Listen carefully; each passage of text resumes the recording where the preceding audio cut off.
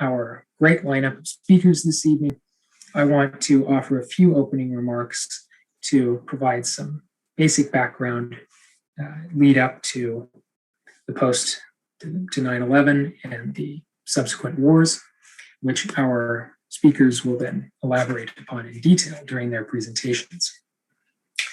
So my comments take us back to the end of World War II, when the United States emerged as a global hegemon without historical analog, controlling roughly 50% of the world's wealth and enjoying status as the sole possessor of nuclear weapons. However, challenges quickly emerged. The tensions with the Soviet Union had been ongoing during the latter stages of the war and intensified in the aftermath of the war, with incidents in Germany and Korea and elsewhere. Also, the PRC was established, People's Republic of China, established in 1949 over firm US opposition. And this competitiveness with other rising powers, not far from equal powers at that point, manifested itself in intense military competition or intense arms racing. Not direct military competition, fortunately. This took the form of, this was largely started off in the nuclear domain after the Soviet Union acquired nuclear weapons in the end of the 1940s, through the 1950s, into the 1960s, before arms control frameworks started to be actually implemented in the 1970s. Also, after President Kennedy's strategic flexible response strategy, which was introduced in 1962, arms racing, military competition also moved into the conventional domain. This continued through the end of the Cold War, ultimately the dissolution of the Soviet Union at the end of the 1980s and officially in December of 1991, brought closure to an intense national security epoch characterized by great power rivalry. The expected, indeed promised, peace dividend was unfortunately short-lived, as the Clinton administration quickly turned its attention to transnational actors in the Middle East. Afghanistan became a particular hotspot after the Soviet-backed government there collapsed in 1992. The Taliban quickly gained control of the country after the collapse of the power-sharing arrangement there, the so-called Peshawar Accords, and established the Islamic Emirate of Afghanistan in 1996. Around this time, Al-Qaeda, which was originally founded in the late 1980s in Saudi Arabia, was potentially invited, came into Afghanistan to carry out training operations, and the United States involved in extensive monitoring operations and indeed bombings in 1998, following the claimed attacks attributed to Al-Qaeda in August of 1998 in Dar es Salaam, Tanzania, and Nairobi, Kenya. By the time the Bush administration came to power at the beginning of 2001, the transition, the development of a new national security epoch, this time focused on transnational actors or termed terrorist organizations, was already in full swing. And indeed, 9/11 just substantiated and entrenched this new paradigm, this new model. After 9/11, in the immediate aftermath, the Taliban government responded to the US extradition requests of claimed Al-Qaeda suspects that it would comply, provided evidence was provided, which was not forthcoming. Indeed, the United States quickly moved to initiate war in October of 2001, following the September 14, 2001 AUMF, authorization for the use of military force, passed by Congress, which was unprecedented in its lack of restriction with respect to geographic region and adversaries subject to attack. The AUMF notably stated that Al-Qaeda, the Taliban, and in hugely vague and amorphous and broad terms, associated forces were fair game for US attack. Aided by this AUMF and the 2002 AUMF, which provided for military force in Iraq, the counterterrorism operations expanded dramatically to encompass more than 70 countries, spanning multiple continents, and indeed consisted of operations carried out by the military and by intelligence community entities, CIA and so on, in troubling fashion, which, in my opinion, eroded the already feeble precedent of the 1973 War Powers Resolution to the point that it today is without teeth, essentially. I will defer to our speakers, as I mentioned at the beginning, with respect to filling in the details of what happened post 9/11 with the wars, but I do want to draw attention to developments since what I date as circa 2012, that is President Obama's pivot to China, and indeed the 2 years thereafter, the Ukraine crisis, which introduced, now after the Trump administration, unequivocally a new return to the great power competition paradigm. And I think it's very interesting where that leaves the counterterrorism operations and Middle East wars, which we'll be discussing today. So with those thoughts in mind, I would now like to introduce our speakers and briefly outline the format for tonight's event. Each speaker will have 10 minutes to speak, and they will speak sequentially.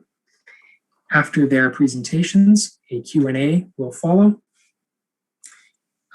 Please note, for those of you who are registered with Zoom, you will be able to pose questions, but your mics and cameras will remain off for the duration of the event this evening. So we ask that you please post those questions in the chat box, and I will monitor them, field them, and pose them to our speakers in the order in which I receive them. So I would now introduce our speakers in the order in which they will be presenting. Our first speaker tonight will be Ajamu Baraka. He will speak on the state of US empire. Ajamu is a geopolitical analyst, organizer, writer, human rights defender with over 48 years of movement work in the US and internationally. Ajamu is on the executive committee of the US Peace Council, the leadership body of the United National Anti-War Coalition, the steering committee of the Black Coalition, and national organizer for the Black Alliance for Peace. He is an editor and contributing columnist for the Black Agenda Report and contributor to a number of news and opinion outlets. He was awarded the U.S. Peace Memorial 2019 Peace Prize and the Serena Sherm Award for Uncompromised Integrity in Journalism. In 2016, Ajamu was the Green Party's vice presidential candidate with Jill Stein, and in 2016, the presidential race. Our second speaker will be Michael McPhearson, and he will speak on what it's like on the ground in these conflicts. Michael McPhearson is a husband, father, grandfather, and U.S. Army Gulf War combat veteran, a proud Southerner from North Carolina.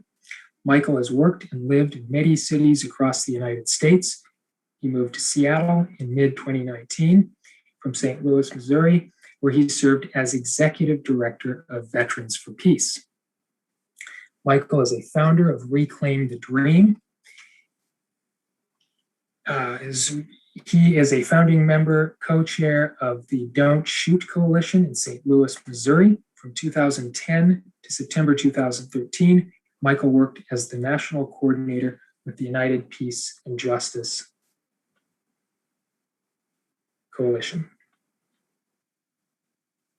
Our third speaker tonight will be Howard Schweitzer, and he will explain the financial incentives inherent in the post-9/11 wars.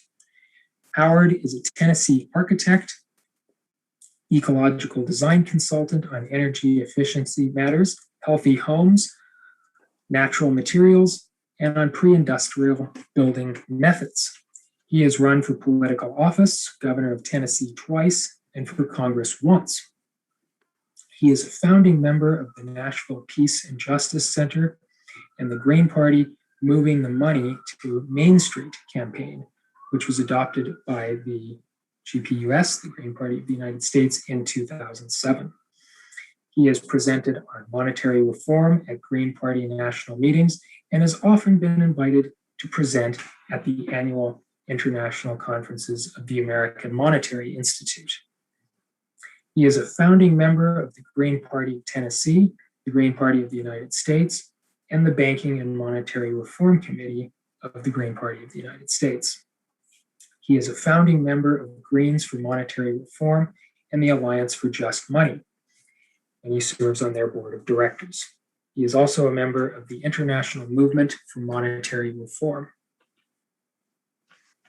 Our fourth speaker tonight will be Madelyn Hoffman, and she will bring us up to date on the wars in Afghanistan, Iraq, Syria, and Libya, and discuss how we might exit these conflicts. Madelyn is co-chair of the Green Party Peace Action Committee and was the Green Party of New Jersey's candidate for U.S. Senate in 2018 and 2020. She was the director of NJ Peace Action, formerly NJ SANE, from 2000 to 2018.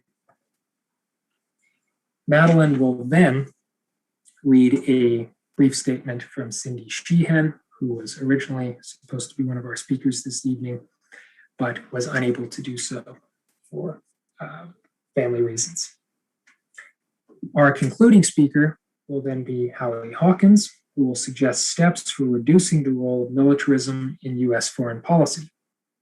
Howie Hawkins is a retired Teamster in Syracuse, New York, who has been active in movements for peace, justice, labor, and ecology since the 1960s.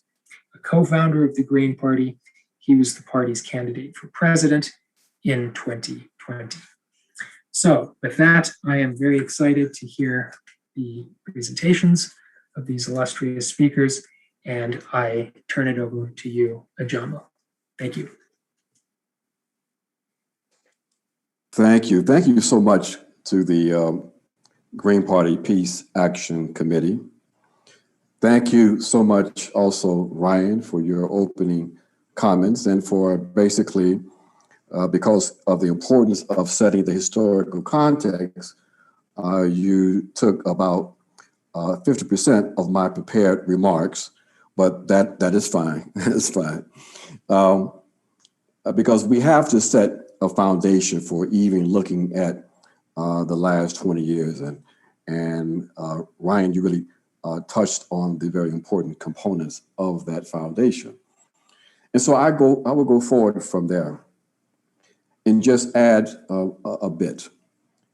You know, it was important to note that, one of the things that provided some degree of stability since the end of the Second World War, or the Second Imperialist War in 1945, was in fact the relative balance of power between the two contending forces. And even though there were a number of proxy wars, and there was, of course, interventions, support for dictatorship in various parts of the world, and the nuclear arms race, if you will, there was still a continuity of respect for the laws, or pretending to respect the laws, and a certain kind of stability that was vastly altered with the implosion in the Soviet Union and the emergence of the U.S. as the single most hegemonic power on the planet. As a consequence of that almost surprise development in the 1990s, we can see how the U.S. foreign policy community scrambled to try to make sense of the world. One of the things that they did, however, was to conclude that the field was wide open for them to jettison, in many ways, commitments to diplomacy, aspects of the ideological warfare that characterized much of the conflict between the US and the Soviet Union. And they could pursue instead naked militarism, buttressed by their intelligence agencies, to basically get their way in the world. Now, what that resulted in, and is a number we saw it beginning in the 1990s, of course, with the bombings of Serbia. But what really was the turning point, and really in many ways, one of the most serious strategic blunders, some people argue, in the annals of US foreign policy occurred after the 9/11 situation, the invasion of Afghanistan, and then in 2 days, the infamous and horrific criminal invasion of Iraq. Because what that ended up doing was that, as a consequence of colonial hubris, this notion that the U.S. could execute a war in two theaters simultaneously, it resulted in instead the U.S. being once again exposed as a paper tiger. But What it also did, though, unfortunately, as always, is that it resulted in unprecedented loss of life, devastation, the destruction of cities, ancient cities, and in many ways, the destabilization of the entire planet. On the side of the US, $6 trillion of US public funds were squandered. Thousands died, and many are still suffering catastrophic physical and psychological wounds to this day. In terms of US culture, you had the intensification of the militarization of police forces, the transference of the war culture of conflict abroad to the cities and streets of this country, the so-called police warrior, the expansion of the Department of Defense 1033 program, in which surplus military equipment was transferred from the US, from the federal government to police forces across the country. So this is the foundation that we are dealing with today. But, you know, the invasions 20 years ago wasn't the end of it. It was really, in essence, the beginning. The US has been for 20 years on a rampage across the planet because of the lack of constraints on US power. Again, they were able to pursue a strategy in which they said, we are going to ensure global hegemony. That will be codified in our national security strategy. And then that we're going to identify every regional power that might pose a threat to global and regional hegemony. And when those nations are identified, then they will be undermined and then they will be actually eliminated. And we saw that across the planet. So we had a number of conflicts. You know, we had Syria, we had the attack on Libya as the main state on the African continent. We had coups in Ukraine, in Egypt, in Honduras, the slaughter in Sri Lanka, the conflict and the war in Yemen, the expanded death by drones, including the execution of US citizens, including the 16-year-old son of Anwar al-Awlaki, subversions and sanctions, subversion in Venezuela, Bolivia, Brazil, genocide in the DRC, Democratic Republic of the Congo, the expansion of AFRICOM. In the US, the expansion of this 1033 program by the tune of 2,400%. The expansion of fusion centers, spy centers, FBI counterintelligence efforts against political opposition or perceived political opposition. The use by the Obama administrations and other administrations, but primarily by the Obama administration, of the Espionage Act against whistleblowers. The 2012 National Defense Authorization Act, they gave the executive the ability to basically surrender, to eliminate habeas corpus and to impose indefinite detention on US citizens. And of course, we know that Gitmo is still open. So this is the madness of a rogue state and a ruling class that has determined that it will rely on force and coercion to maintain its hegemony. This ruling class, the most venial, vicious, violent ruling class in the annals of human history, has determined that it will blow up the world in pursuit of its desperate efforts to maintain its global hegemony. And that is why both corrupt capitalist parties have enthusiastically supported this national security strategy of full spectrum dominance. And it's why the ruling class is so enthused by the re-emergence of the Democratic Party and Joe Biden sitting in the white people's house beginning a few months ago.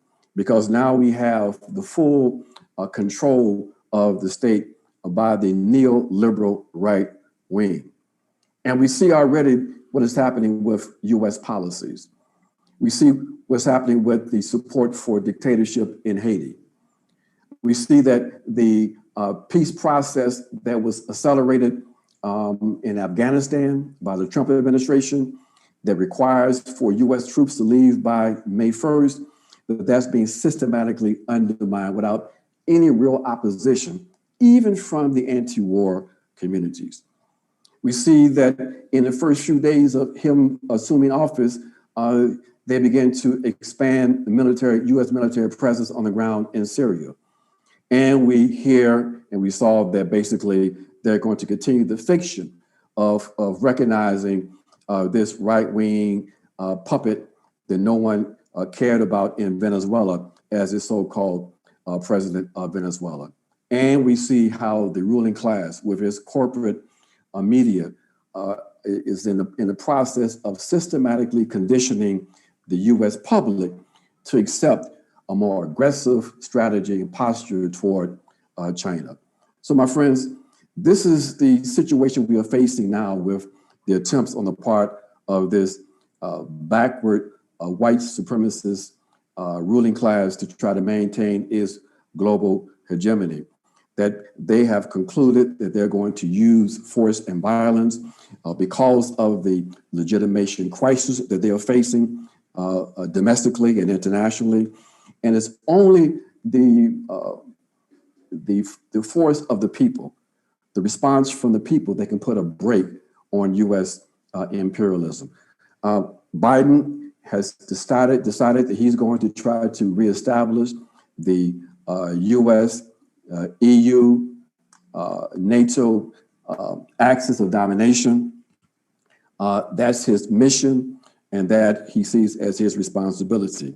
It is our responsibility to put a brake on US actions, to rebuild a powerful anti-war movement in this country, and to ensure that the will of the people who have demonstrated time after time that they are opposed to war and are tired of these endless wars, we have to have an instrument to be able to express that opposition. So I think my time is just about up. And so I will conclude here. We have a lot to talk about. I'm really happy to hear the other speakers, and I'm looking forward to a vigorous and insightful Q&A. Thank you so much. Thank you so much, Ajamu. Okay. Michael, Well, you're up. Yeah, well, thank you so much. Thank you for having me. Thank you to everyone for coming to listen to us today. And I hope this information is helpful as we resist U.S. wars and really try to change U.S. society for the better. So Ryan setting the stage, and then Ajamu going further and explaining what's going on. I just wanted to add a little bit to that before I get to the reason that I'm speaking, which is supposed to be to talk about, my task is to talk about what it's like on the ground, which is a pretty difficult task to do. But I'm an Army veteran. I joined the military when I was in high school, actually between my junior and senior year. I was 17 years old. I'm a combat veteran of what they call the first Gulf War, the 1990-91 war. I see it as the first ground campaign of U.S. current wars. And when Ryan and Ajamu were talking about the history, I just want to point out that that war, the so-called Gulf War, probably would not have happened if two things hadn't happened. Well, one thing in particular, the Berlin Wall fell in 1989. And that really put Russia, or at the time the Soviet Union, on its heels in terms of what it could do in the world. The United States did have some presence in the Middle East, and it was significant, but that was a contested area. The United States, I'm almost 100% sure, would not have invaded and actually set Saddam Hussein up, because that's what that was. That was a setup. So they could invade. That would not have happened if Russia or Soviet Union had not been really weak at the time. And like Ryan said, in 1991, which the Gulf War ended, I guess in April. So by December, the Soviet Union had totally collapsed. And I remember when I was sitting in the desert, I was reading a book about, because we had a lot of time, so I was able to read books. I was reading a book about the fall of the Berlin Wall. So when Ajamu talked about the US not having a rival and there not being a balance of power, well, we really saw the beginnings of what that meant with the first Gulf War, and really the beginning of US attempting its moves towards hegemony at that time. So I know today we're here because, in part anyway, because of the 18th anniversary of the 2003 invasion of Iraq. And as I said, I'm a combat veteran of the first invasion. So 30 years ago, I was either still in the desert or I was coming home. So I was just getting home 30 years ago today. Now I want you all to think about what that means. That means that the US has been at war, because after that ground campaign, we had the no-fly zones. And don't think that there were no boots on the ground, because because in order to do observation and all the things that you do in order to really pull something like that off, you have to have some boots somewhere. It just was special forces or something like that. So we've been in Iraq for 30 years. Plus, before we actually invaded, we were meddling in their politics. So 30 years plus, we have been involved in Iraqi politics and what's happened to the people in Iraq. So I just want you all to think about that. Now, I've been tasked with discussing what war is like on the ground. Now, that's difficult because war is not one experience. People experience war in different ways, and there's a spectrum of experience. Someone could be sitting somewhere and really not even, they could be in the war zone, but not really impacted by it, all the way to the grunt on the ground that's having a firefight. Now, my experience, I was blessed to have a relatively uneventful war experience. Unlike my son, who also fought in the current era, he doesn't really talk about it much. I just saw him a few weeks ago. It's the first time he really opened up a little bit. And we're talking 13 years later that he's really talking about it, because he was there in 2006, 2007. So first, I want to tell you something about before I got to Iraq. I was in the 24th Mechanized Infantry Division. That's at Fort Stewart, Georgia. It was, now it's, I think it's the 3rd ID now. Hunter Airfield is in Savannah. We flew from Hunter to Iraq. To Saudi Arabia. Now, when I got on the plane, I was a first lieutenant. I got on the plane. It was not a military plane. It was a commercial plane. They had stewardesses. I was sitting with troops. All the senior NCOs and the officers, the higher ranking officers, were somewhere else, like in first class. When I was sitting there, I was thinking, I need to try to fire up these troops, because we're all afraid, we're getting ready to go to war. So I don't want us to sit here all solemn. So, I'm trying to talk to them and get their spirits up. All of a sudden, this stewardess, a white woman, comes up to me and admonishes me. Maybe I didn't have my seatbelt on. I don't know. I can't remember because it was 30 years ago. But I do remember that I got a little bit of a tongue lashing, and then she told me she's seen people like me before and I was a troublemaker. Then she left. So the troops are looking at me like, what's wrong with her? And I know what was wrong with her. Sometimes as a Black person, you get things from people, and some people who don't experience it don't know what it is. But I know it was because I was a confident person and I was in charge of that space at that moment with the soldiers trying to fire them up. And she didn't like that, so she gave me a hard time. Now, here I am. And I'm saying this to you because we're in a time, they say there's a racial reckoning. Here I am getting ready to go to war for this country, and I'm being discriminated against and getting a tongue lashing just because I'm a Black person that's speaking, just talking. So that is the reality of this country, even when you're getting ready to go to war. So we spent our first 6 months at the tri-border of Iraq, Saudi Arabia, and Kuwait in what was called Desert Shield. And we were acting as a tripwire to deter Iraqi forces from invading Saudi Arabia. So during that time period, we did some training and we planned to get ready for the invasion. I was there from August to March, so I lived through the summer, fall, and part of the winter in the desert, sometimes in a tent, mostly on the outside. Once we moved from the port, because what happened is our equipment being in Georgia, we put it on rails, it went to a port, it was shipped over there, I flew over there, we met it at the port, then we went out to the desert. The port was like, it was miserable because of the humidity, but when we got out to the desert, it was dry heat, that was much better. When we first got out there, we couldn't really do any work during the day because it was too hot. There was also these things, sandstorms called shamals, where we just couldn't do anything. So we mostly slept during the day. We did everything at night. We were really bored most of the time. So we did a lot of reading. We talked and we contemplated about things. We tried to make our time as normal as possible. Believe it or not, we actually had talent shows.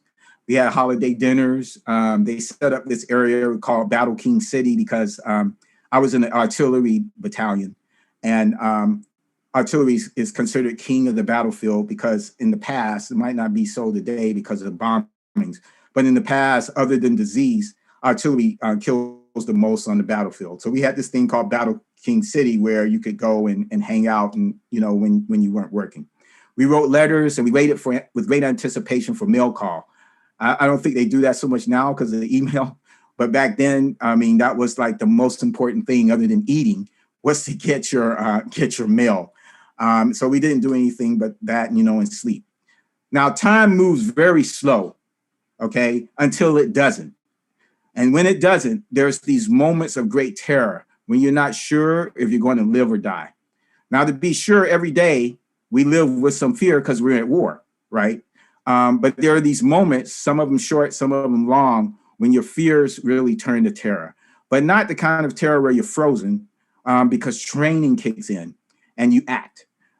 So my moments came when there was chemical and biological weapon detectors that would go off and sound, and I had to put on my protective gear.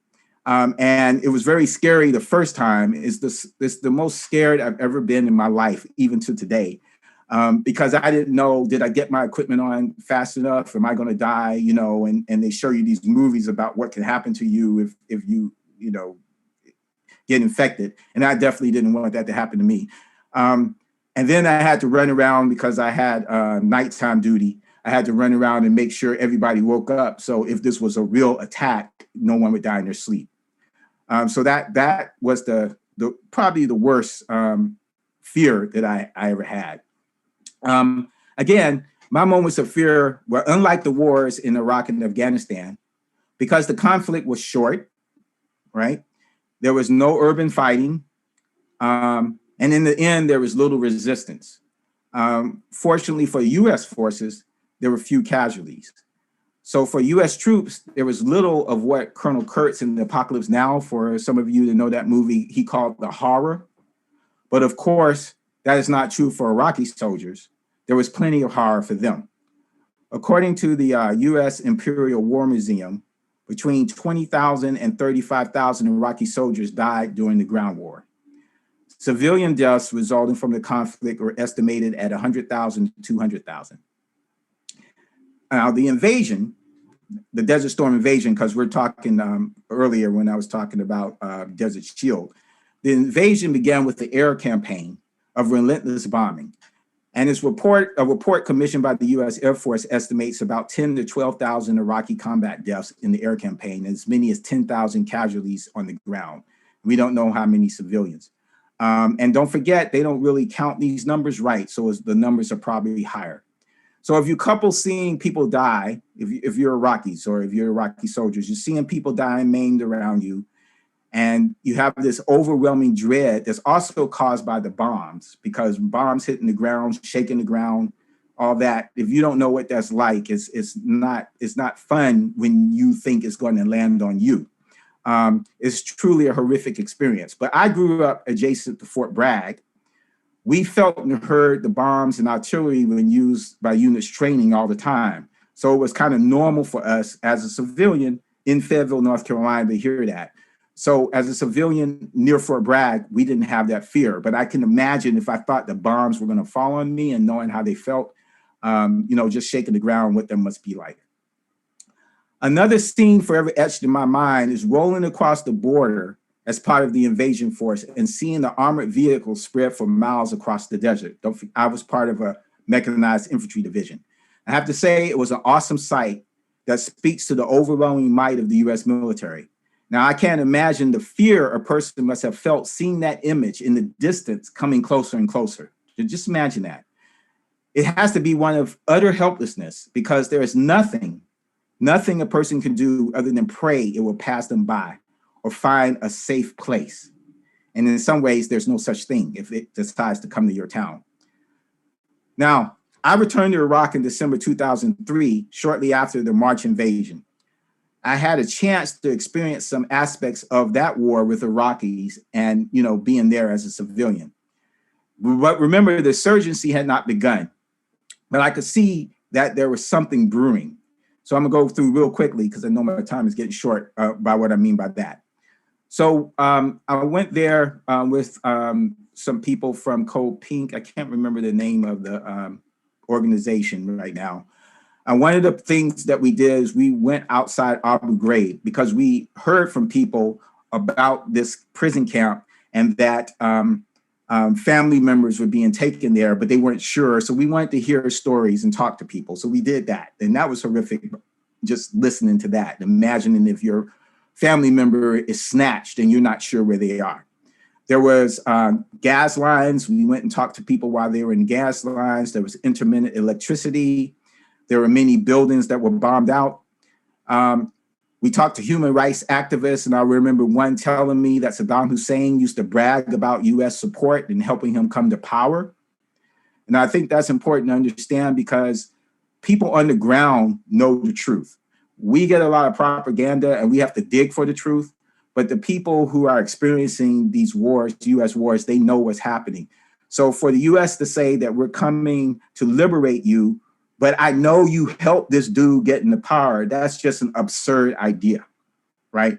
So what it couldn't lead to anything else but what it did lead to.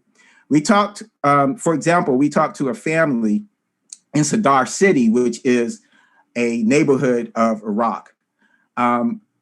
There was the youngest son in the family had been killed by US forces. He was just talking to a group of soldiers about something. He was trying to organize something. He was actually trying to help. And one of them shot him and killed him.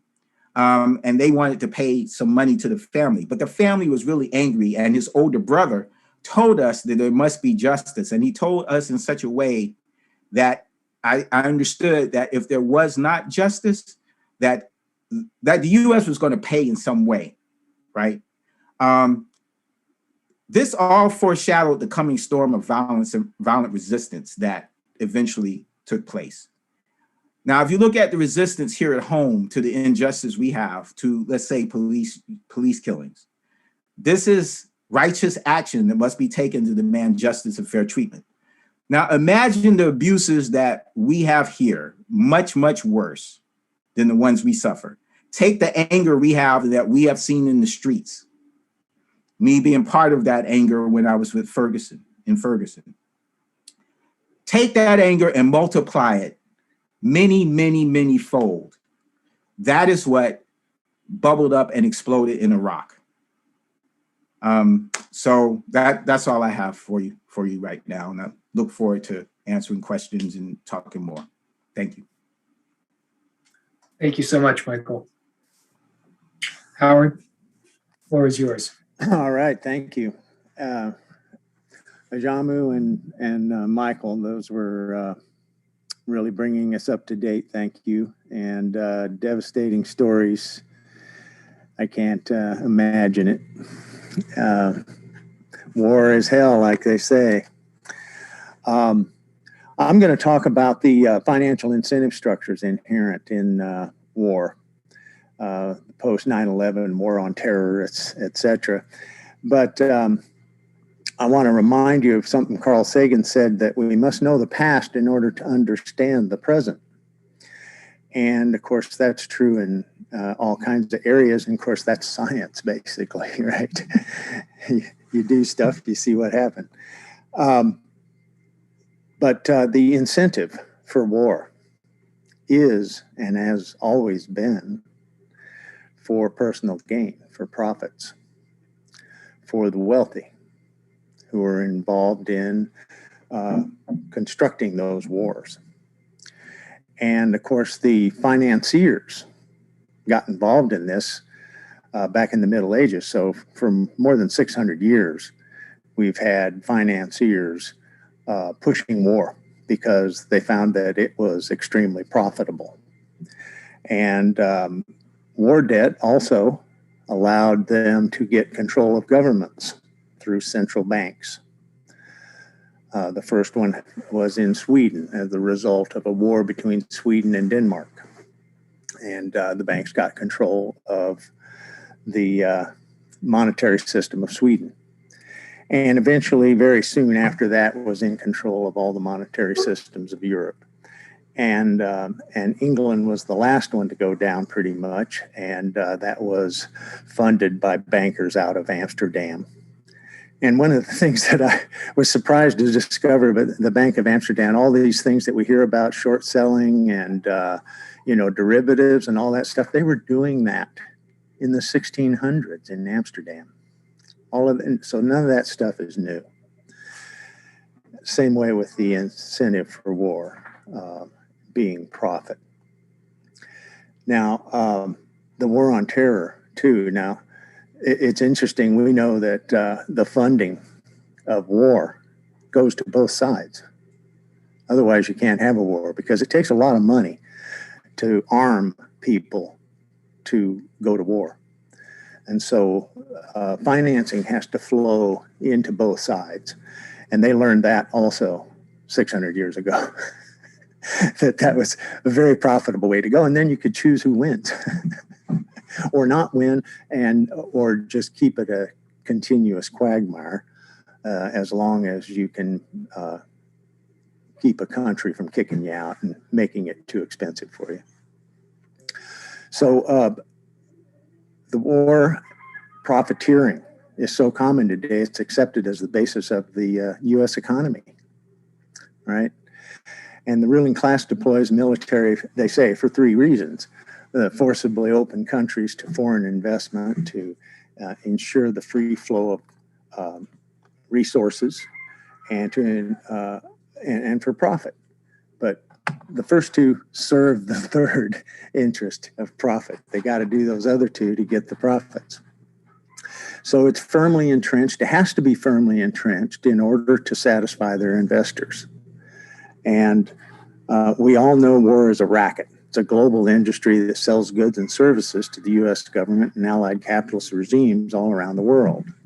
And it's made up of so-called defense corporations, weapons manufacturers, mass media corporations, also technology corporations, security corporations, food and equipment supply corporations. All of these things are involved in war, and they're owned by Wall Street commercial banks. Nearly all of the major corporations involved in these wars are owned by either commercial banks, investment banks, or asset management firms. As Henry Kissinger said long ago, well, not that long ago, if you control the oil, you control nations. If you control the food, you control the people. If you control the money, you control everything. You control the world. So the best known financial firms, a bunch of familiar names: J.P. Morgan Chase, Wells Fargo, Vanguard, BlackRock, State Street. All of these big financial firms are involved in owning these companies. The mass media, of course, serves an important part, and it's run basically by the intelligence community today.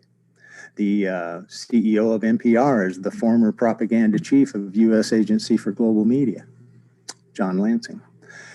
And then tech corporations, They develop and run software for the war industry, for management, planning, communications, spying, data analytics, etc. It's all very profitable.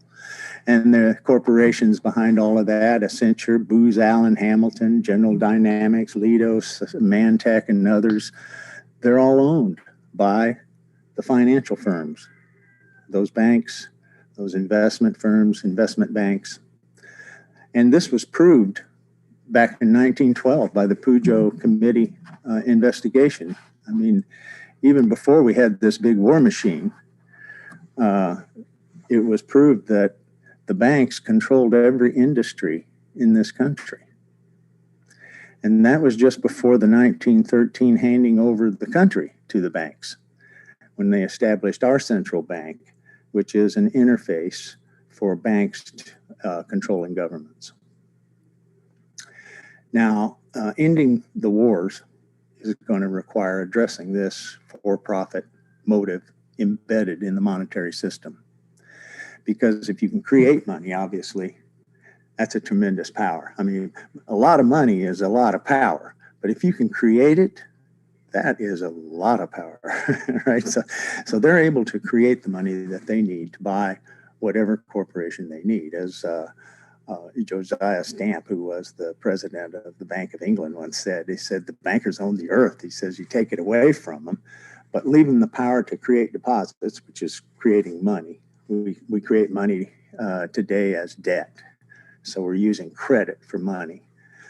And he said that, if you took it away from them, took the whole world away from them, they'd just buy it back because they just, with a pen, create more money to do it. So he said, if you wish to remain slaves of the bankers and pay for the cost of your own slavery, let them continue to create deposits. I would say for the same reason, if we want to stop the wars, we've got to stop them from creating deposits, because the private interests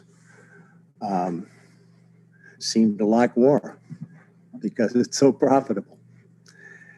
And, because it's like this market where resources flow one direction. They just flow out and get destroyed and have to buy more, It's not like you have to wait for somebody's thing to break down to buy another one, It's just this constant flow of destruction. So that's why it's so very profitable. And of course, if you look at history, you discover that all along there was people who knew these things, but they didn't have the power to make any change. And the whole, second half of the century after the Civil War, there were, these greenback movements trying to get public money back so that they could fund things for the people, prosperity for the people, instead of the things that just enriched the wealthy. And so that's about all I have to say on this at this time. I could go into a lot more about, how that banking system works and all of that kind of stuff, but I don't think that's so important. The fact that they can create money to dominate every industry and government, that's absolute power. Thank you. Thank you, Howard. Madelyn, you're up. Yes, so I've been sitting here listening to these presentations so far, and I've felt alternately chills going up and down my spine, and listening to what it was like on the ground in Iraq. And then also I felt rage building up in me when I could think of all of the different places the United States has intervened and the damage, the death and destruction that has occurred in all of those places. And I also earlier today, when I was putting together my remarks for tonight, I remembered, I put myself back. So I feel like, most of my understanding of these wars has come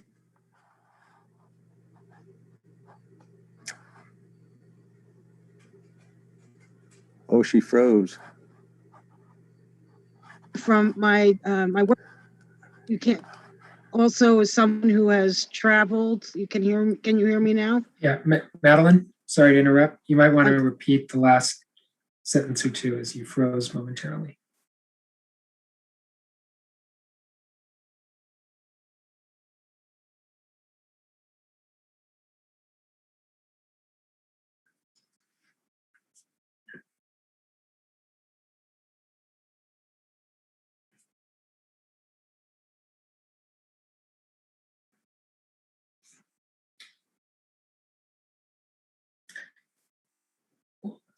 We'll give her a moment to reconnect.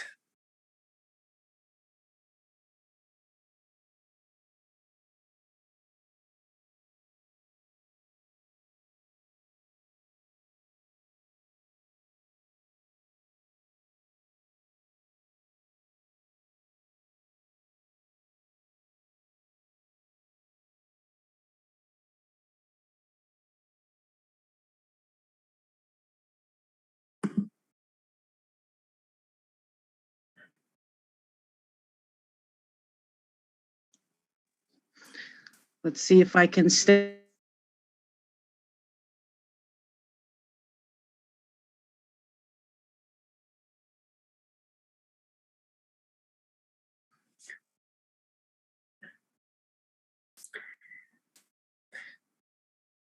Madeline, I don't know if you can hear me. We're still having technical issues with your feed. I would suggest that perhaps we move to Howie and return to you once your technical issues have been resolved. So if that's okay with you, Howie, would you mind? Stay on here now. 11,000. And I was heading down. Yeah. And not okay. work. We'll continue with Madeline then. Without video, try it again. I was headed down to work that day, and I had only been, okay, I'm going to try this again. I had only been working at this organization for just over a year, and the events 9/11 occurred. Madeline, yes. I apologize to interrupt you. You might want to start again. I think we missed. From the beginning? Yes, thank you.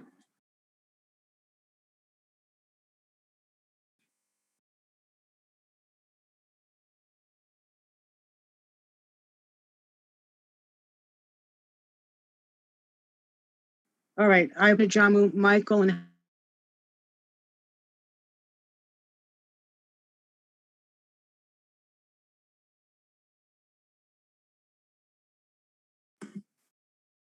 we can't hear you again.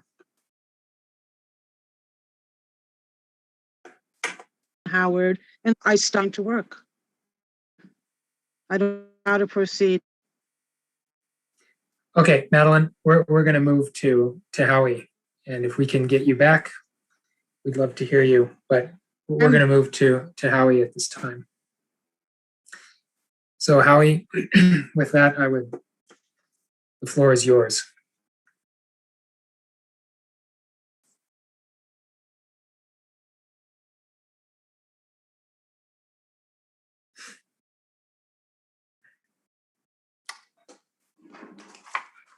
Thank you to the Greenpeace Action Committee for setting up this forum. And, we're here because it's the 20th anniversary of the U.S. invasion of Iraq. Today's the 18th. On the 17th of March of 2003, Bush gave his ultimatum to Saddam Hussein, leave office in 2 days or we're going to invade Iraq. And at 1 a.m. on March 20th, the shock and awe was launched. And that was during the daytime here, and we could all watch it on CNN. And it's also today the 150th anniversary of the Paris Commune.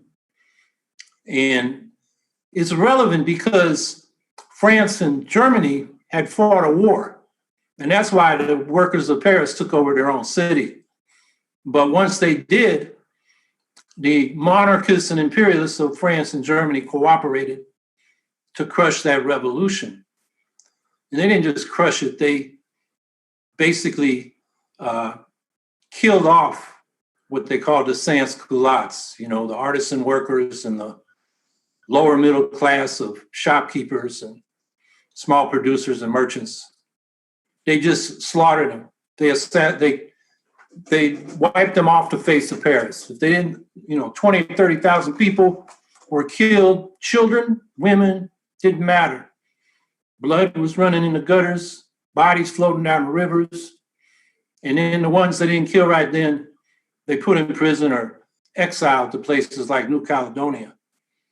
And that's what we have to remember these imperialist powers are about. It's not about us. It's about their power and their profits. So Ryan asked me to speak about reducing militarism in US policy. I want to change that a little bit and say we need to completely reject militarism in US policy. And militarism has been the foundation of US foreign policy throughout the history of this country, even before it was formed as the United States of America, because we've been using military means through war to expand an empire, taking land from indigenous nations, stealing land from Mexico, Hawaii, the Philippines, all over Latin America. Smedley Butler, who I learned about in the Marine Corps, they didn't tell us about this part of him, but he wrote a book called War is a Racket and described all the places he'd been, being what he called at that time, after he realized what he'd done for 30 years and got 2 Congressional Medals of Honor for, he was a high-class muscle man for Wall Street. And that really kind of sums up what U.S. foreign policy has been about and how they use us in the military. And this is still the case today. Our military is not about protecting the American people and our borders. It's about projecting power in foreign policy. It's the first resort, not the last resort. That's how we use military power. And it's bipartisan. You know how both parties like to say politics stops at the border. And they unite when it comes to US imperialism. And of course, I just tried to run for president and debate these guys about that. And there was no debate on US foreign policy between Biden and Trump, let alone its militarist foundations, because they agreed. And the corporate mass media agreed. So it wasn't even discussed.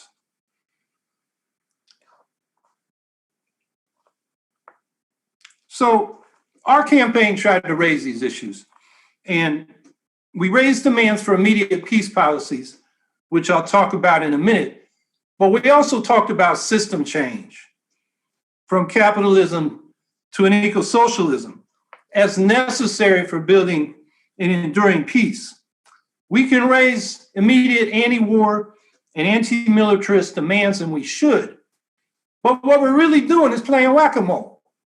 Because as long as the capitalist system is there, it generates war out of its competitive structure. Capitalist states want to expand, they want to protect their corporations' interests abroad, and they come into conflict.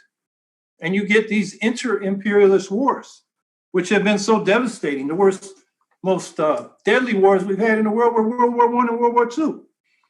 And then we've had what they call low-intensity warfare constantly since the end of World War II. So this flows right from the structure of capitalism, because firms have to compete for profits and growth. Growth for growth's sake. That's the law of life in capitalism. If firms don't grow, they're going to go bankrupt and get eaten up by a bigger company. So that is built into the structure, and then it is projected into international relations. So in our campaign, we talked about a full program for peace, which would be the creation of an eco-socialist world where nations cooperate to end poverty, to end climate destruction. And particularly, this doesn't get talked about enough, to end this new nuclear arms race. I mean, we're now poised to get wiped out at any moment. And it's not even discussed. So in our immediate demands, not our full program, we did raise immediate demands. We focused on two goals. One was ending the nuclear arms race, and the other was dismantling the US global military empire. And I'm gonna start with the nuclear disarmament, because this is a question of life and death not being discussed. The Bulletin of the Atomic Scientist has their doomsday clock, the closest they've ever had it to midnight. The US got this rolling back in the Obama administration with a nuclear modernization program that was sort of the bone that Obama had to toss to Congress to get the nuclear Iran deal. But the military industrial complex wanted it anyway. And so what they're doing is they're building new strategic nuclear missiles that are 6 times faster than the ones we've got. So, and other countries are responding, doing the same thing. Russia, China, India, right down the line, these nuclear powers. So it's no longer you launch on a morning when your radar tells you you've been attacked. That's your deterrent. Now you got to launch on anticipation because there's not time. We're talking about instead of 20 minutes, a couple minutes. This is madness. So the nuclear hair trigger is more trigger happy than it's ever been. That's the situation we're in. And right now, Biden is going ahead with this nuclear modernization program. And other countries are responding in kind. So we're in a bad situation. And then they're deploying new tactical nuclear weapons with a crazy military doctrine called escalate to de-escalate. And the idea there is if you're in a conventional war and you're losing, you use your tactical nukes to throw back the other side. And then you say, let's de-escalate. That's the policy of the United States. It's the policy of Russia. And it's madness. It's crackpot. And as Daniel Ellsberg has pointed out in his, what he calls his second Pentagon Papers, his book, The Doomsday Machine, once these nukes start flying, it's automated. They all fly. And that's the end. So the idea that we can use tactical nukes, and don't think this is theoretical. When we had that tension in Iran about 14 months ago, and Trump was president, we had new tactical nuclear weapons on Navy ships right off the coast of Iran with crazy Donald Trump as the commander in chief. So this is not something that we can't afford to ignore. So what we called for were peace initiatives with nuclear weapons, nuclear peace initiatives. We want the US to pledge no first use of nuclear weapons, to unilaterally disarm to the minimum credible deterrent. And then on the basis of those peace initiatives, go to the other nuclear powers and say, we're no longer threatening you. Let's negotiate complete and mutual nuclear disarmament. Go there under the authority of the Non-Proliferation Treaty from 1971, which the signatories are obligated but haven't tried to negotiate disarmament.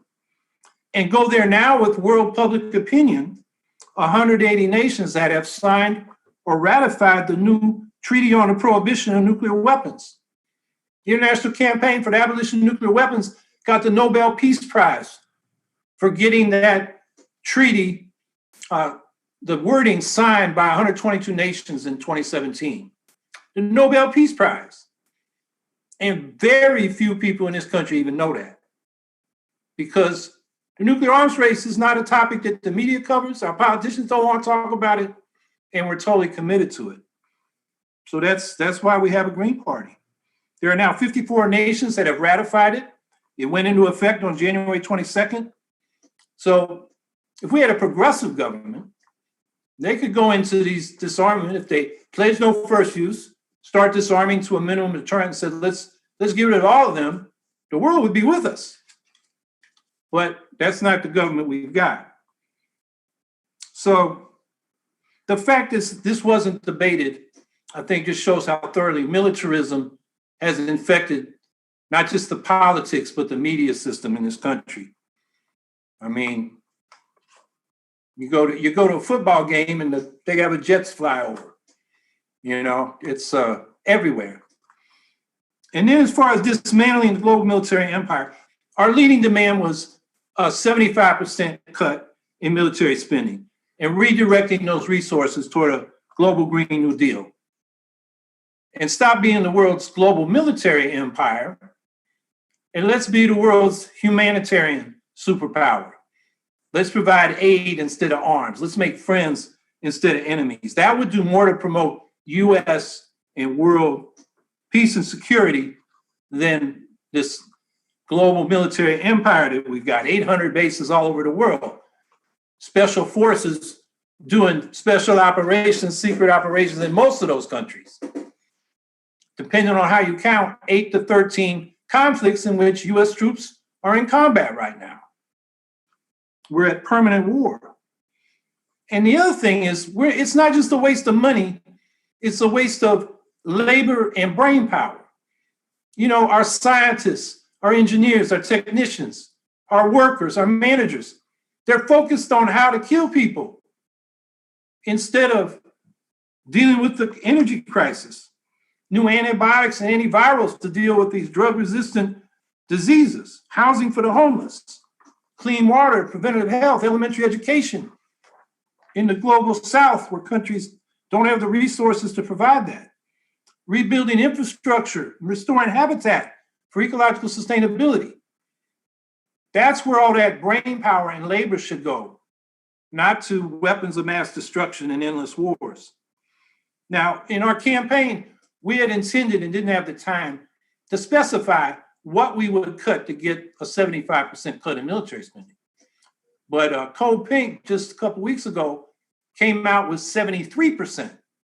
I'm sure we can find another 2%, but if you go to their website, you can see what they proposed. And it sounds like a good start to me. And if we cut our military budget by 75%, we will still have a budget as large as China's and many multiples more than any other country in the world. Of the next 15 military powers, all of them are US allies except Russia. And Russia now spends 6% of what we're spending. So we are not under military threat really from anybody. You know, the Canadians are coming, the Cubans are coming, the Mexicans are coming, and China and Russia ain't gonna come across the sea. You know, it's ridiculous. So 75%, I got that because Truman cut 75% demobilizing after World War II. I said, that seems like a rough number to start working with. But when you figure out what it would really cost for a home-based defense of US territory and our people, it'd probably be 10% of what we're now spending. So another part of dismantling the empire is we got to get out of, we got to have an orderly withdrawal from all these foreign military bases and get the hell out of NATO. NATO is justified as a defensive alliance against Russia, but it's been a platform for aggression against Afghanistan, against Iraq, against Libya. And now we got Turkey invading northern Syria, ethnically cleansing the Kurds from near the border, and NATO is silent. The US gave them the green light. And so talk about this being defensive is absurd because that is not what they've been doing. And the Kurds in northeast Syria, in what they call Rojava, the Syrian government withdrew their military forces from there because of the civil war. And the Kurds have established a self-administration based on grassroots democracy, feminism, ecology, socialism. They include ethnic and religious minorities and are very principled about separating politics and religion and including all ethnic groups. It's a real model for the Middle East, which is dominated by military and theocratic dictatorships. But they're kind of like the Paris Commune. They have no friends. They're surrounded by enemies. The US gave them arms to fight ISIS, used them as cannon fodder to fight ISIS. But now that ISIS is pretty much defeated, now they're being used as pawns. And the US thinks it's going to negotiate and get involved in negotiations over a political solution in Syria. The US has not participated in those negotiations. Biden's probably going to change that. The Kurds have been excluded, the leftist Kurds up in northeast Syria. But they will have something to say about that. Which brings up the question, and I'll wrap up with this, is how do we be in solidarity with the exploited and oppressed without making it appear like we're supporting US imperialism. And I think the way to do that is de-link these different issues. We can speak up, particularly as Greens, as a movement, as a peace movement for democracy, human rights. But we got to oppose, like Biden is doing, linking outcomes that he wants to negotiations on things that ought to happen. The big example there right now is that Biden won't talk to the Iranians about getting back into this nuclear deal that Trump pulled out of until the Iranian-backed militias in Iraq do some things he wants militarily. In other words, stop lobbing missiles into our bases there. And of course, we lob them back. So we're caught up in that mess, and that's linked to the negotiations. Biden is putting conditions on the negotiations. And if he does, they're not going to happen. And the Iran nuclear deal won't happen. So what we got to do is we can speak up for human rights, but we shouldn't condition the negotiations we need to have with all kinds of countries. I mean, you got to negotiate with people you're not getting along with, not so much your friends. And that's something we got to pursue. So, and then we have to call out the hypocrisy of the US government. The only time they speak up for human rights is when it serves their geopolitical strategies of global dominance. And the US has no credibility because we got such huge human rights problems at home. The whole world saw what the police did to George Floyd. And you know, this is not the only thing that the world has seen. And then we're involved in these wars of aggression all over the world. So how can we talk about peace and human rights when we're the world's biggest violators of it? So the most important way, the way we have the most impact to promote peace and human rights is to fight for human rights at home and for the demilitarization of US foreign policy. Thank you so much, Howie. As Madeline is still having technical issues and I want to have ample time for questions and answers, I would say we move to question and answers now. There have been a number of them in the chat that I've been tabulating. With respect to questions, I would ask that the panelists restrict themselves to roughly 1 or 2 minute responses to each question, as I want to have time for everybody who wants to ask a question, or at least as many people as possible who want to ask questions to get those questions asked and answered. So without further delay, the first question is general in nature, and it is, what was the proper response to 9/11, and how could 9/11 have been prevented? And I will combine that with another question that has come in, which is related, I think, and that is, what are the alternatives to war? So would anyone like to answer? Who would like a first crack at that question?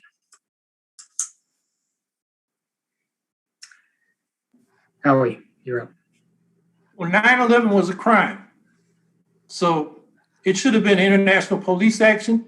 I mean, NATO invoked its mutual support thing for the first time in that case. But instead of going to war and doing regime change in Afghanistan and then Iraq and so forth, we should have cooperated in getting the people responsible for that crime. In other words, it was a police and criminal justice issue, but it became an excuse to expand US influence in the Middle East, which for me goes back to the Carter Doctrine. He basically said, we'll fight for the oil in the Middle East. And I was in the Marine Corps, and we had this magazine called Leatherneck, and I'll never forget this article that said the Persian Gulf was the Archimedes point of world geopolitics. And what they were telling us, you're not going to Vietnam, you're going to the Middle East. So, you know, we're there for other reasons.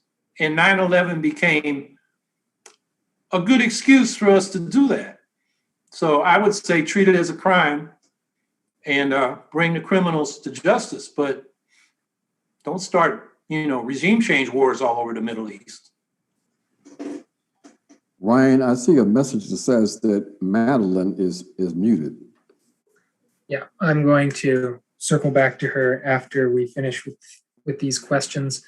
Would any of our other panelists like to respond to these? Again, questions being, how could 9/11 have been prevented? How do we respond to it? And what are viable alternatives to war? Howie has given us some valuable insight on that, but would anybody else like to add anything? I would after Howard.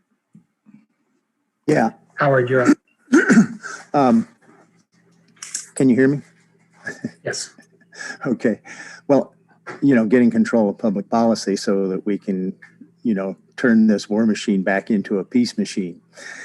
And not that it ever was, but we could turn it into a peace machine if we were in public control of the money.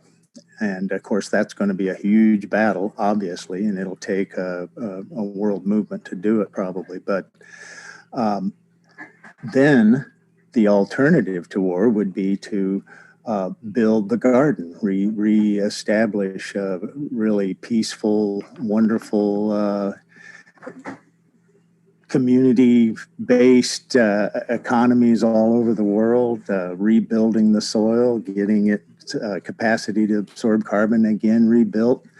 There's so much that we could be doing instead of war, war is a huge waste of resources, but it makes profits for a few. And that is a horrible situation that we shouldn't allow. And so it's going to take a lot of political action because that's really all we got to take control of the situation, because our economic sovereignty is handed over to private banks and we need to take it back. Thank you, Howard. Michael. Yeah. So if I remember right, it was asked what should have been done, could it have been prevented when it comes to 9/11. I agree with what Howie said about police or it being not a military action that shouldn't have happened. It should have been what Howie said. But could it have been prevented? Maybe, but let's think about why it happened. And if we listen to Osama bin Laden, he told us it's because of the U.S. presence in Saudi Arabia. And don't forget the reason U.S. was present, well, not the reason, we became present in Saudi Arabia to a great degree with the first Gulf War. And notice that after September 11 happened, they kind of moved things out of there, especially after we invaded Iraq. And one of the reasons we invaded Iraq is because the U.S. wanted to have a military presence in the region, a really strong military presence in the region, because you can't really control things unless you have boots on the ground, right? That's why we were in Saudi Arabia. So the point being that, when they talk about blowback, we have to look at what U.S. foreign policy is and how it impacts many things. So yeah, it could have been prevented, but we shouldn't have been in Saudi Arabia. That's the way it could have been prevented. Could it have been prevented through some kind of intelligence and all that? Yeah, maybe, right? But there was a reason. He didn't just wake up one morning and decide that we need to, make this attack on the U.S. There was a reason for it. So we have to change U.S. foreign policy. And as far as war itself, I would ask people to think about, you have to think about U.S. foreign policy and imperialism a little bit separate from war itself. War is a human occupation that is old as humanity. So we do have to figure that out. I'm not saying that. But U.S. imperialism and the global economic structure we have today is something different than why we have wars. It's what it is. Now we need to deconstruct that, and we need to figure out how to change that. And we might still have wars, but they would look vastly different than they do today because of all the different things that we've been talking about that motivates them. But the human motivation for war is something else that we're going to have to try to figure out as well. And I hope you understand what I'm saying when I say you got to look at those two things a little bit separately. Yeah. Thank you, Michael. And if I may, I want to try to loop Madelyn back in, but before we do that, we have a question directed specifically to you, Michael, and that is, do you think military recruiting should be barred from public school? Yes. I can elaborate on that, but yes. You're too young. You don't even know what you're doing at 16, 17 years old. You don't know who you are. You don't really fully know what you believe in. You're easily manipulated. There's so many reasons why. And it's interesting that the old people are sending the young people to war. It's not like they're jumping up trying to go to war. So no, we should not be having military recruitment in high schools, for sure. Sorry, I'm muting you. Thank you, Michael. And Howard, before I try to get back to Madelyn, did I see you had a hand up? Oh, I did, but I forgot what I was going to say. Sorry. Let us know if it comes back to you. Otherwise, Madelyn, if you can hear me. I can hear you. I remember. Okay, please. Michael had said something about, people, that it's a human thing that people are going to war and everything. They're convinced to go to war for their country.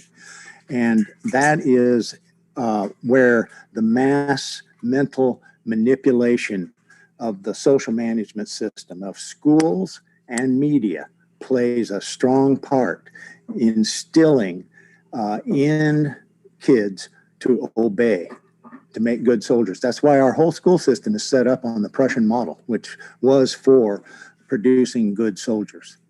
And that's what we've got. Now, of course, there's some escapees from the doctrinal system as always, but in general, that system produces our soldiers.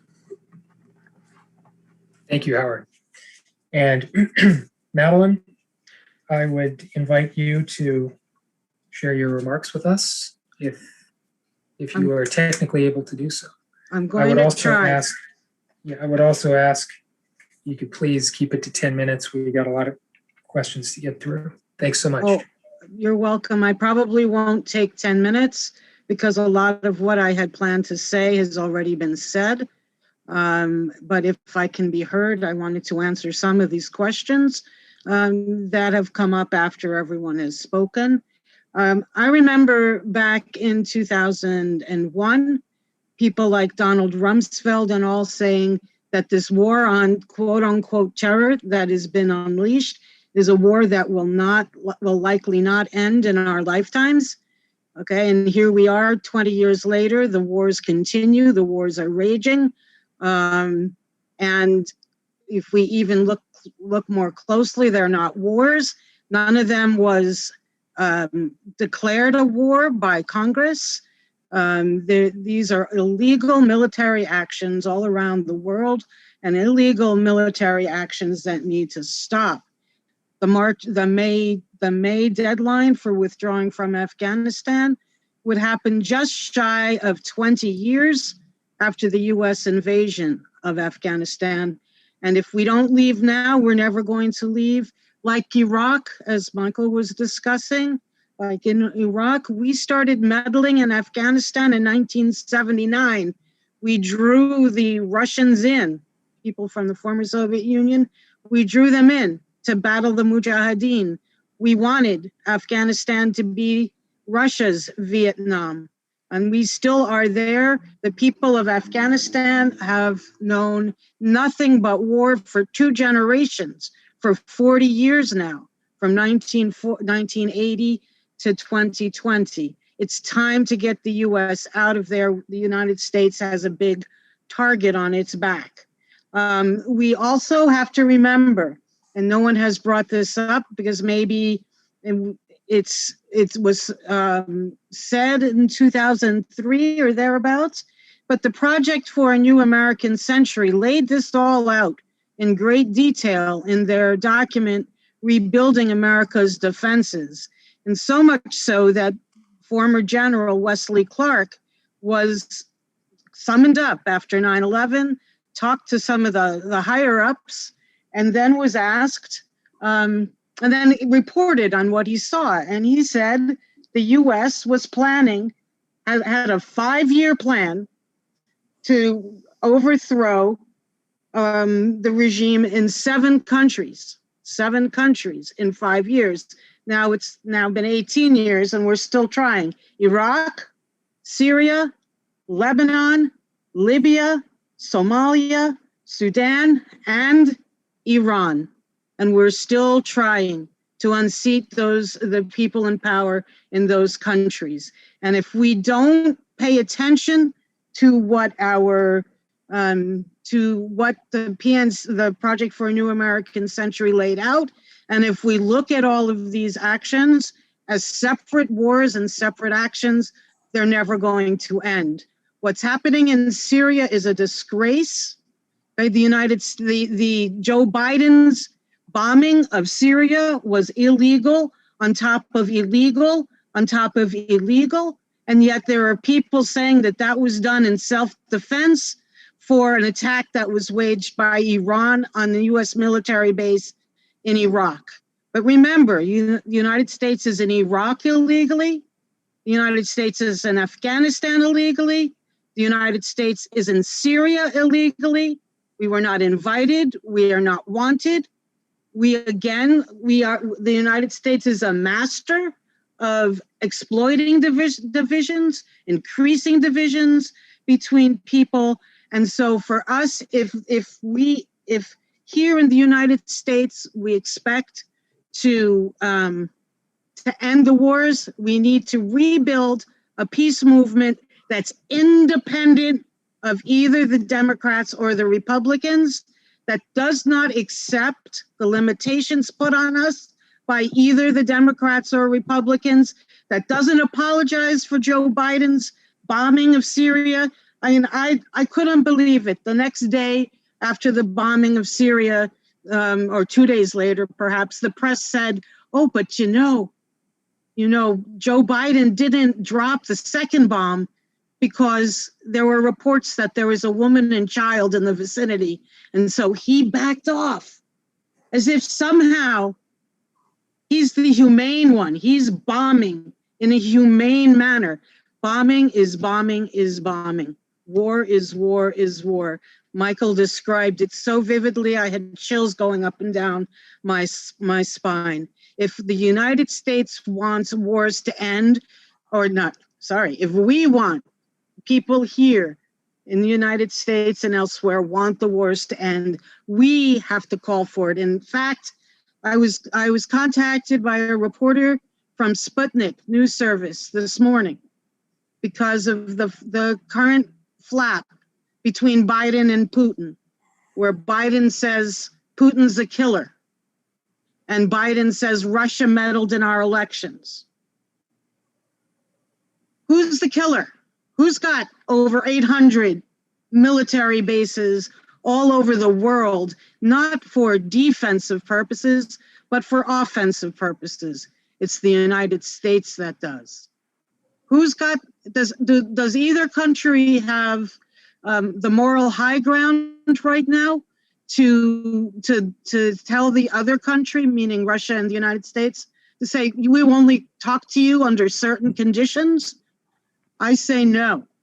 I say if Putin asks for the United States to sit down and talk now, we need to talk. Biden needs to talk. The U.S. peace movement needs to push for the two countries to talk. And I'm going to go back to the International Treaty for the Prohibition of Nuclear Weapons, which was already mentioned here tonight. The United States and Russia are in violation of that treaty right now. No, they didn't sign on to it. No, they didn't participate in the negotiations, but the rest of the world knows what we've been trying to say for a very long time, that nuclear weapons and the human race cannot exist side by side. And by thumbing their nose at that treaty, even though, we know that the International Treaty for Prohibition of Nuclear Weapons and the Nuclear Non-Proliferation Treaty can go hand in hand, can mesh together by calling one something that undermines the other. We're undermining, okay, the United States government and Russia in this case are undermining the efforts to bring about a world without nuclear weapons. But I've heard this said many times, and I agree with it. Until the United States withdraws from Afghanistan, which puts us in constant confrontation with Russia, until we withdraw from Syria, which also puts us in constant confrontation with Russia, until we lift sanctions on Iran, Venezuela, Nicaragua.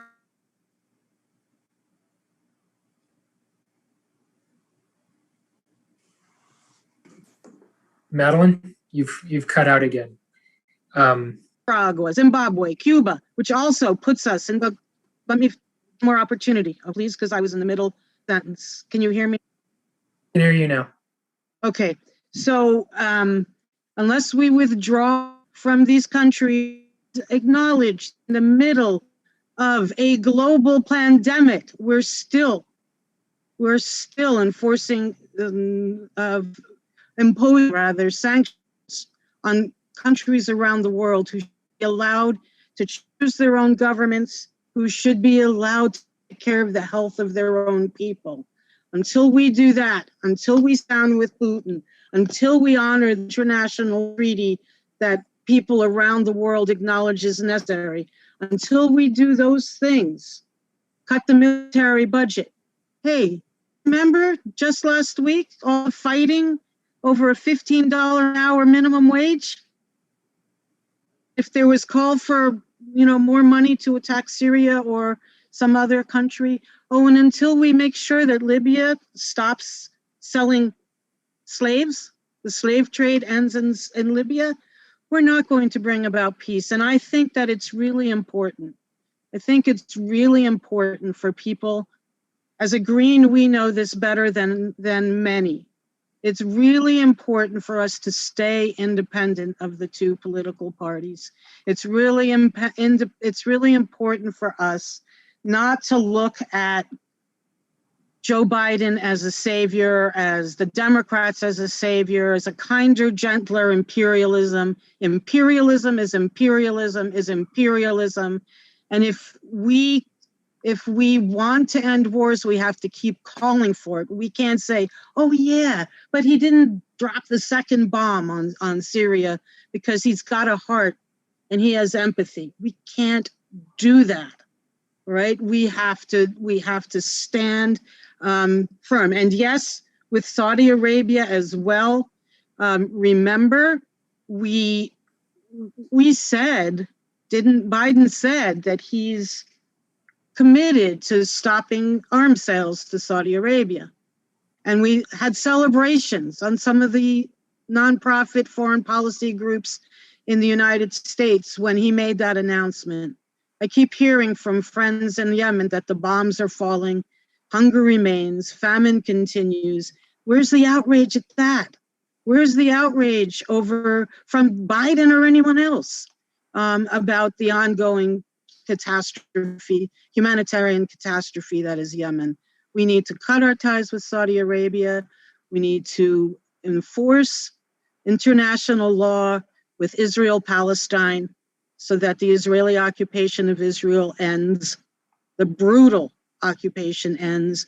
We have to stop meddling in the elections of Latin America, like Honduras, Ecuador, Venezuela, and the like. And with that,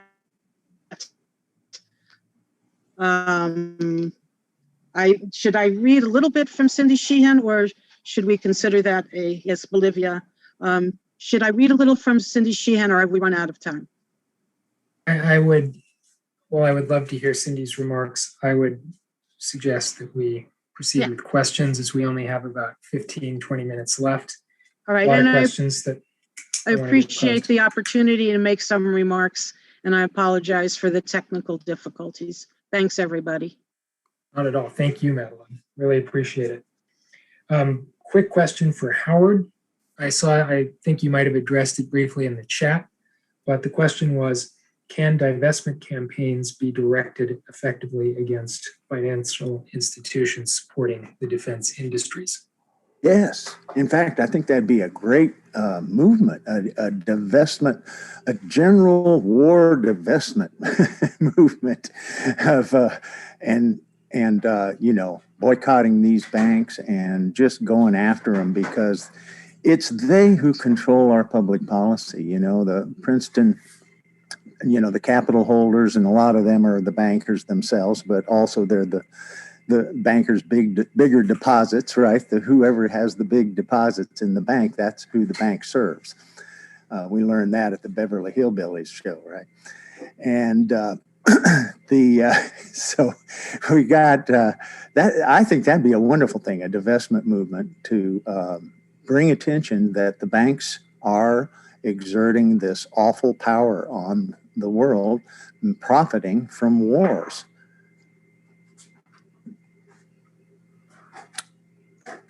Thank you, Howard. General question for anyone on the panel who wants to take a moment or two to respond, and that is, do we have a plan for the vacuum that would be left by a U.S. withdrawal from its current spheres of influence internationally? And can we expect Russia or China to be better than we are should they move in to fill that void? Howard, did you want that one? Or? Well, I was just, we're going after that because, we can't leave a vacuum.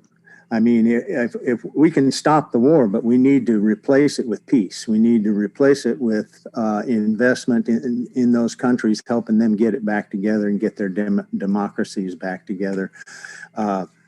Let them figure it out. But if there's prosperity, there's a whole lot less animosity towards one another.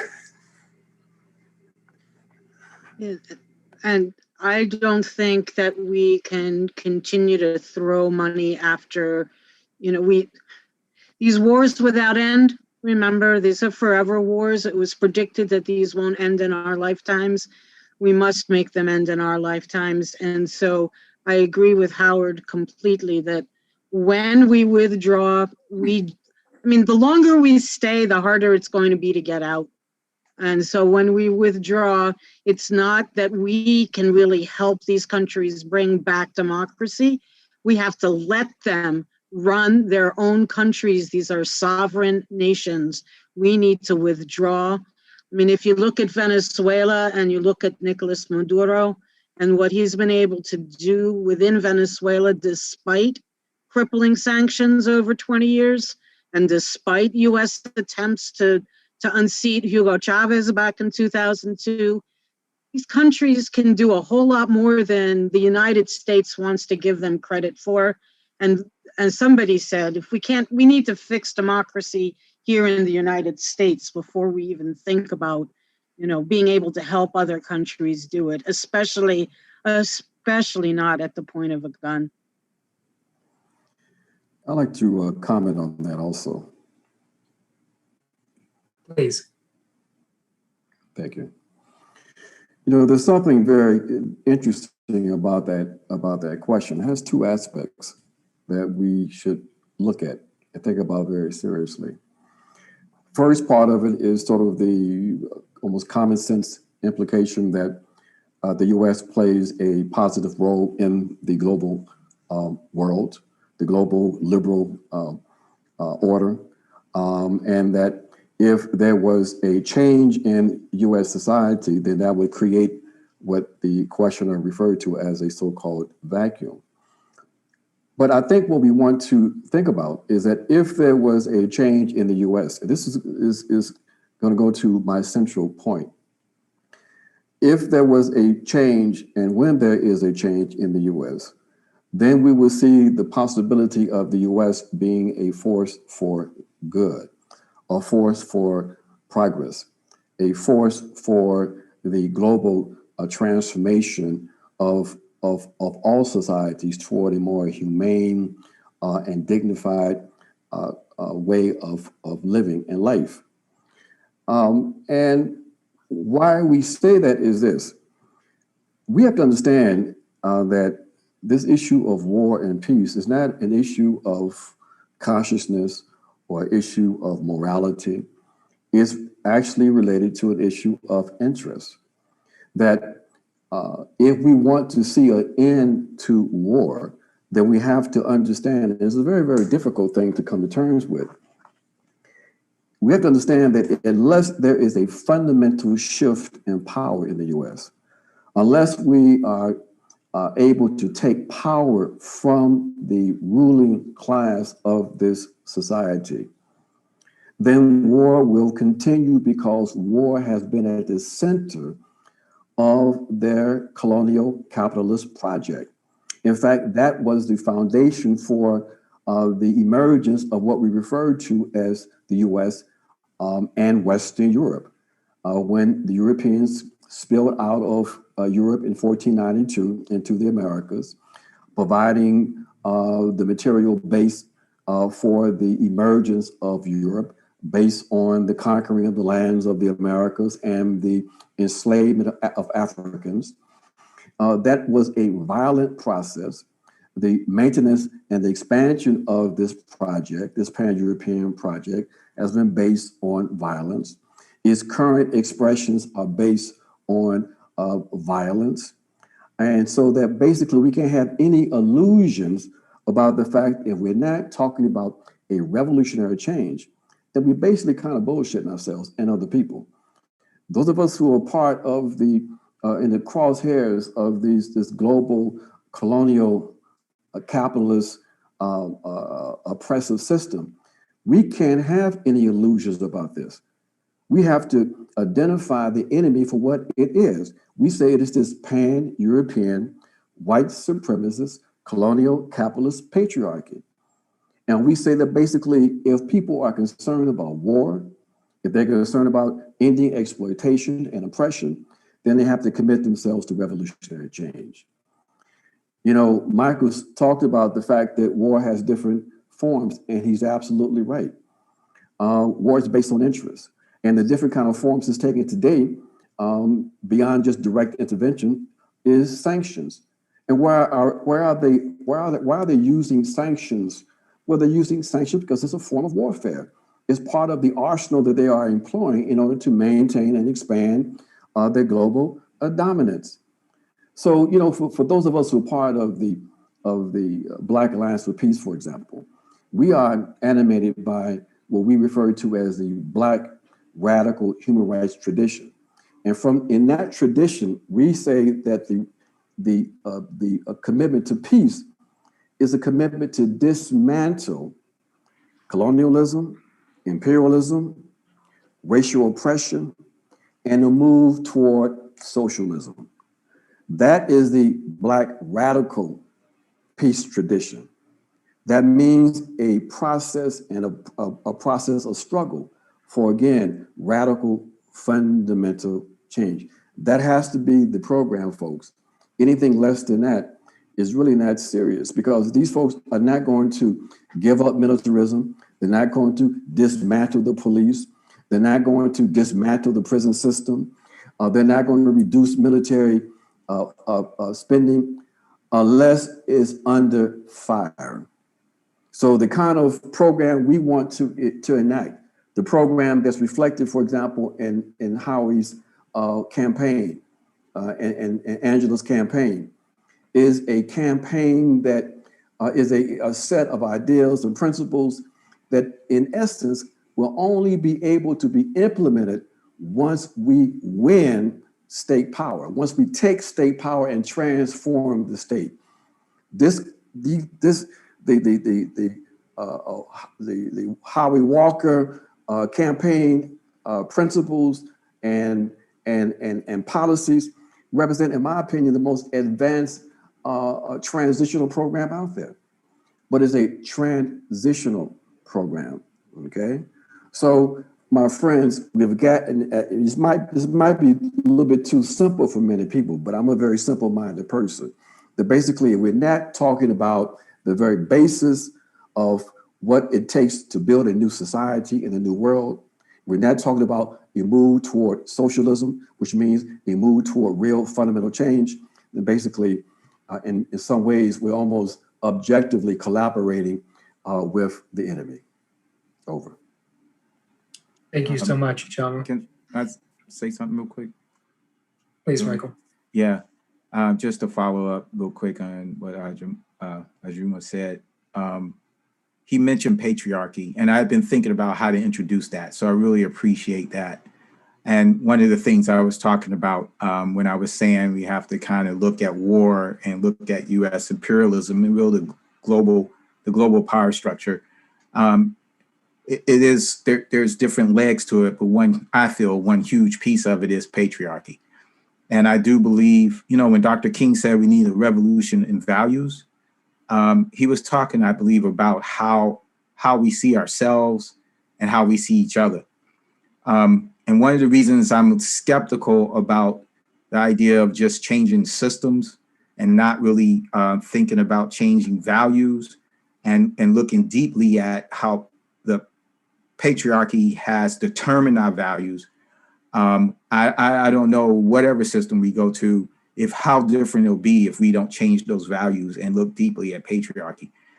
And I just want to give an example of how here in the United States, obviously there's racism, and because of racism, you can have white men, and generally it's men, just spontaneously break out and want to go hunt Black people and kill them. That has happened throughout the history of this country, right? But notice that generally when a number of people get together to go kill somebody, I'm not saying women don't participate, and that a woman can't be a warrior. I'm not saying that. I am saying, though, that there's a dynamic that it tends to be men. So if you take that dynamic and you build off of that, which is what has happened, we build all these structures, I believe, with men and our mentality at the center of it. There's an imbalance. And I really believe that we have to really look at that in our interpersonal lives, us as men I'm speaking to, and in our structures. If we don't do that, I really don't see how this stuff is going to change. We do need to move to all the things that we're talking about, but we've got to do that. We've got to do that too.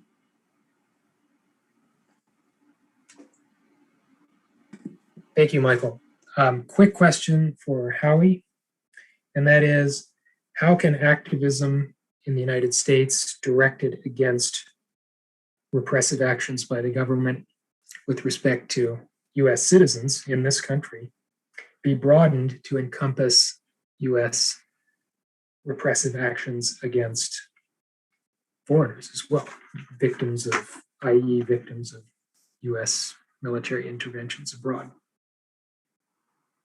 Well, they go hand in hand. Ajamu started off with that at the beginning. The 1033 program, military surplus going to police departments. The issues are linked. And the police, they're not hired to be peace officers. They're hired to continue doing what they did in Iraq or Afghanistan, search and destroy. I mean, they got their mentality. I can tell you about here in Syracuse. We've been under a federal consent decree to diversify the police force. And that was 1980, 41 years ago. The force is still over 90% white, 90% living outside the city, in a city that's half Black, Latino, and Indigenous, and Asian, and immigrants from all over the world. So it goes hand in hand. And it goes hand in hand. That's all I can say, Injustice anywhere is a threat to justice everywhere. Thank you, Howie. Would anyone else like a crack at that question? Seeing no one. The next question is, can the UN really be expected to serve as a facilitator of international peace? And I open that to the floor. I'd like to answer that. Please, ma'am. Yeah, in theory, the United Nations should be the organization that does this. In reality, the United Nations has fallen way short of what the expectations of it once were. And I think that we need to continue to try to to shape the United Nations. But somebody posted something in the chat a little while ago about person-to-person solidarity. And I think that's where I've put my efforts, many of my efforts, talking to people in Colombia, in Venezuela, in Afghanistan, in Syria, going to places and saying, the governments may not do this, our governments may not do this, no, international agencies, are bending to, as Howard just put into the chat, the United Nations is bending to where the money is. But we, as people who walk this earth, can do it. And it's amazing, when you meet people from other parts of the world. I remember when I went to Ukraine in 1999, and, it's spending 40 years plus of my life under the original Cold War, and not having any contact with people in Ukraine or Russia, and then meeting people from Ukraine and Russia and realizing we're really all the same, and we're fighting some of the corporate interest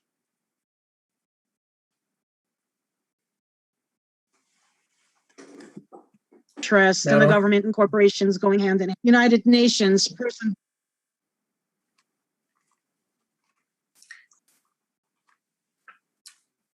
You've cut out, Madelyn. So thank you for your response to that question. Given our time constraints, I don't know if we have time for any more questions, because I would like to offer each of our speakers roughly 30 seconds to sum up any final thoughts they might have, should they wish to take those 30 seconds.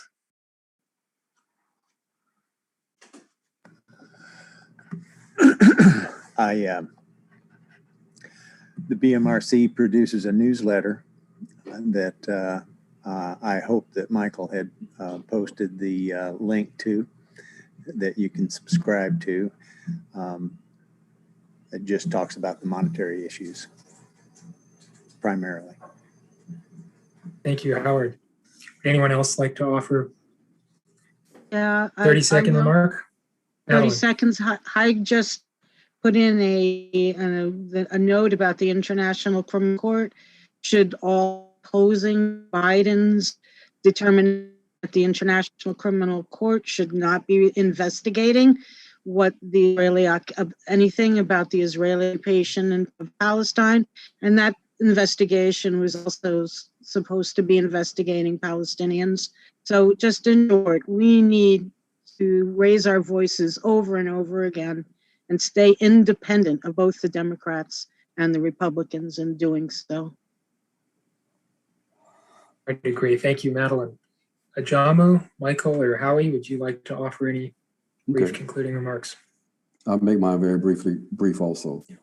That we have to, as a community committed to peace and anti-imperialism, we also have to have some strategic sort of consciousness. Right now, we have a process in Afghanistan that's being undermined by the Biden administration without any real opposition from peace-minded communities and the anti-war movement, basically in general. So I would say that, they have to make a decision pretty quickly. And I hope that people will look at this situation in Afghanistan. 20 years of conflict. We have the possibility of getting the U.S. out, but we have to have maximum pressure. Secondly, we have a situation unfolding in Haiti, same kind of situation where the Biden and the liberal Democrat hypocrites are supporting a dictator in Haiti. We have an opportunity to point out those contradictions and to put pressure on the administration to support democracy in Haiti and end the U.S. and UN and OAS, in essence, political and military occupation of Haiti, and tell the Biden administration to get the hell out of all of the countries in the Middle East. Thank you, Ajamu. Howie or Michael? Well, one thought is the peace movement, when the Democrats are in power, for the most part, says, oh, I'm not going to raise any criticisms because the Republicans might come back and they're worse. But in fact, when it comes to foreign policy, they're pretty much on the same page. So I want to underscore what Madelyn said. Peace movement's got to maintain political independence, even from the Green Party. It needs to be an independent movement putting forward its demands like we did during the Vietnam anti-war movement. We put those demands on Kennedy and McCarthy in the primaries, who were not for out now, which was our demand. They were for negotiations now. And then we put it on Humphrey and Nixon. And Nixon won, but our movement was so strong that their secret plan to end the war in Vietnam, which was tactical nukes in North Vietnam, him and Kissinger said, whoa, this movement's so strong, we might have a revolution if we do that. That's what happens when we don't do like we did during the Iraq war movement, where we come to 2004 and the broadest coalition in this country says against the Bush agenda rather than out now. So that's one point I would emphasize. And the other, and this kind of relates to the UN question, you can't impose a UN on a capitalist world economy that generates imperialism and war and expect it to contain that. So as peace activists, we also got to be talking and educating our people on how we got to move from capitalism to an ecological socialism. Otherwise, like I said at the beginning, we'll be fighting these immediate demands, but it'll be like whack-a-mole because the system's going to keep generating war. Thank you, Howie. Michael, we're right at 7, but 30 seconds. Okay. Yeah. Just real quickly, I just want to say that we have to think about, I think, that these systems are kept in place in many ways, socially, through media, through movies, through song, just different things. And I say that to say that I think we need to think about how can we influence all these other social factors if we want to change our country and our society. We just can't focus on politics. If we want to change people, we got to meet them where they are. And a lot of people are not engaged in politics, right? So we need to think about that. I'm not saying exactly how to do it, but we need to look at that. And I think the Black struggle in this country could be a pretty good model because Black people have changed this country in many ways, and we continue to do so, and we do it in many ways. So that's all. Thank you. Thank you so much, Michael. And with that, on behalf of GPACS, I want to thank all of our speakers and everyone in attendance tonight. I apologize to those of you for whom I couldn't get to your questions, but Madelyn and I will be writing a synopsis up of this event, and we'll make that available on the GPACS website. But until then, thank you all so much, and good night.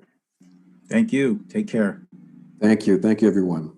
Yep. Thanks, everyone. This was very good, very powerful. Thanks.